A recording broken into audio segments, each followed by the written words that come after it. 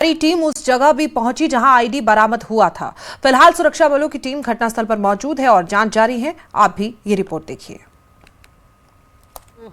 ID जो थी वो यहाँ पे थी और इसको फिलहाल तबाह कर दिया गया है और फिलहाल जो बम डिस्पोजल स्क्वाड है और सिक्योरिटी फोर्सेस जो है अब जांच के लिए नमूने जो है वो यहाँ पे जमा किए जा रहे हैं। आप देख सकते हैं तस्वीरों में किस तरह से तमाम सिक्योरिटी फोर्सेस के जो एहलकार है वो यहाँ पे नमूने जो है वो जमा किए जा रहे हैं, क्योंकि 26 जनवरी से पहले इस तरह के दहशतगर्दों ने कोशिश की थी कि किस तरह से अमन में रखना डालने की कोशिश की गई है। और आज सुबह सवेरे जो ही पता चला कि यहाँ पे आईडी है और उसके फ़ौरन बाद जो सिक्योरिटी फोर्सेस ने यहाँ पे पूरे इलाके को मुहासरे में रखा है और फिलहाल इसको अब ये भी तबाह कर दिया गया है और यहाँ पे जांच के तौर पे जो नमूने हैं वो जमा किए जा रहे हैं। आप तस्वीरों में देख पा रहे हैं कि किस तरह से यहाँ पे आईडी यहाँ पे नस्ब की थी टेररिस्ट ने और अब यहाँ पे सिक्योरिटी फोर्सेस जो है जांच के नमूने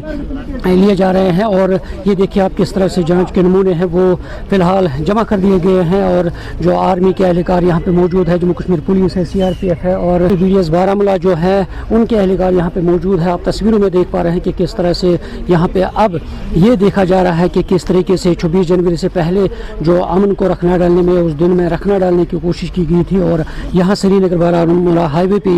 ये जो आईडी है उसको नस्ब किया गया है। और इस तरह आज सिक्योरिटी फोर्सेस को एक बड़ी कामयाबी मिली है और उन्होंने जो ही पेट्रोलिंग के दौरान जिस तरीके से इसका पता चल पाया है और फिर इसको बम डिस्पोजल स्क्वाड की तरफ से यहाँ पे इस आईडी को तबाह कर दिया गया है। न्यूज़ 18 जम्मू कश्मीर के लिए मैं पाटन से मुनीर हुसैन हुर्रा।